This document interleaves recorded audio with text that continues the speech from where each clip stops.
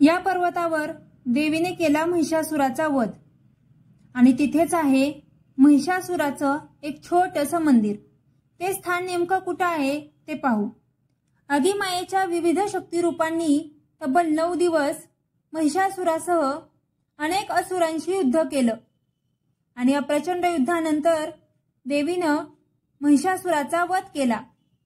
ज्या असुराच्या वधासाठी देवीनं प्रचंड शक्तिरूप धारण करत युद्ध केलं त्या महिषासुराचा वध झाला। त्या ठिकाणाबाबत आज आपण माहिती घेणार आहोत। महिषासुराचा वध झाला त्या ठिकाणी देवीचं भव्य मंदिर आणि शक्तिपीठांपैकी एक स्थान असल्याचं सांगितलं जातं। मात्र याच पर्वतावर महिषासुराचं एक छोटेखानी मंदिर असल्याचं सांगितलं जातं। ब्रह्मदेवांच्या वरदानामुळे अहंकारी आणि क्रूर कर्मा झालेल्या महिषासुराचा वध करण्यासाठी ब्रह्मा, विष्णू आणि महेश या त्रिदेवांसह अन्य सर्व देवतांनी आदिशक्तीचं आवाहन केलं। आदिमायेच्या विविध शक्तिरूपांनी तब्बल 9 दिवस महिषासुरासह अनेक असुरांशी युद्ध केलं आणि प्रचंड युद्धानंतर देवीनं महिषासुराचा वध केला। वाईटावर चांगल्याचा विजय म्हणून अश्विन शुद्ध दशमी, विजयादशमी म्हणजेच दसरा म्हणून साजरा केला जाऊ लागला। भागवत पुराणातील उल्लेखानुसार देशभरात 108 शक्तिपीठ आहेत। त्यातील महाराष्ट्रात आदिशक्तीची 3.5 शक्तिपीठ प्रसिद्ध आहेत। 3.5 शक्तिपीठ म्हणजे ओंकाराचं सगुण रूप आहे। ओंकारामध्ये सार्धत्रय म्हणजे 3.5 मात्रा आहेत।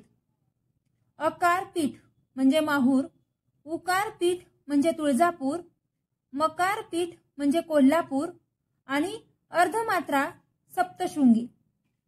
सप्तशृंग निवासिनी देवीच्या मूळ ठिकाणाचं दर्शन सर्वांना होत नाही, म्हणून अर्धपीठ 3.5 शक्तिपीठांपैकी याच सप्तशृंगी पर्वतरांगावर देवीनं महिषासुराचा वध केल्याचं सांगितलं जातं।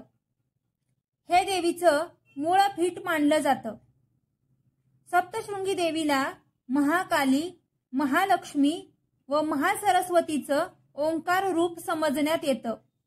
शुंभनिशुंभ व महिषासूर या पाशवी शक्तीच्या असुरांचा नाश केल्यावर तपसाधनेसाठी देवीनं या गडावर वास्तव्य केलं अशी मान्यता आहे। सप्तशृंगी देवी ब्रह्मदेवांच्या कमंडलू पासून निघालेल्या गिरिजा महानदीचं रूप म्हणजे सप्तशृंगी देवी आहे। आदिशक्तीचं हे मूळ स्थान आहे असं मानलं जातं। देवीचं 18 भुजा सप्तशृंग रूप येथे पाहावयास मिळतं। ही देवीची मूर्ती स्वयंभू तसंच भव्य आहे। येथील गाभाऱ्याला शक्तिद्वार, सूर्यद्वार आणि चंद्रद्वार असं 3 दरवाजे आहेत। या 3ही दरवाजातून देवीचं दर्शन घडतं। देवीची मूर्ती 8 फूट उंचीची आहे। ही मूर्ती शेंदुरानं लिंपली आहे। येथे देवी सप्तशृंगीनं प्रत्येक हातामध्ये वेगवेगळी आयुधं धारण केली आहेत। महिषासुराचा वध करण्यासाठी ब्रह्मा, विष्णू, महेश आणि इंद्र आदींनी आपापली शस्त्र व अस्त्र देवीला दिल्याचं सांगितलं जातं। सप्तशृंगी पर्वत सप्तशृंगी देवीचं आणखी एक वैशिष्ट्य म्हणजे चैत्र नवरात्रात देवीचं मुख प्रसन्न भासतं, तर शारदीय नवरात्रात देवीचं मुख गंभीर असतं अशी मान्यता आहे। महाअनुभवी लीळा चरित्रात असा उल्लेख आढळतो की राम रावण युद्धात इंद्रजिताच्या शस्त्रानं लक्ष्मण मूर्छा येऊन पडला। त्यावेळी हनुमंतानं द्रोणागिरी पर्वत नेला आणि द्रोणागिरीचा काही भाग खाली पडला. तोच हा सप्तशृंग गड होय. याशिवाय सुरतेची लूट केल्यानंतर छत्रपती शिवाजी महाराज देवीच्या दर्शनाला आल्याचा संदर्भ बखरींमध्ये नोंदवलेला आढळतो. सप्तशृंगीचं महत्व. सप्तशृंगीचं स्थान नाशिक जिल्ह्यातील वणी येथे असलेल्या सह्याद्रीच्या पूर्व पश्चिम डोंगर रांगेत मोडतं. सह्याद्रीच्या पठारावर असलेलं हे ठिकाण समुद्र सपाटीपासून सुमारे 4569 फूट उंचीवर आहे. देवीच्या पर्वताला प्रदक्षिणा घालता येते, मात्र हा मार्ग खडतर आणि धोकादायक आहे. दंडकारण्यात राम सीता वनवासात असताना देवीच्या दर्शनाला आल्याचं पौराणिक ग्रंथात उल्लेखलेलं सापडतं.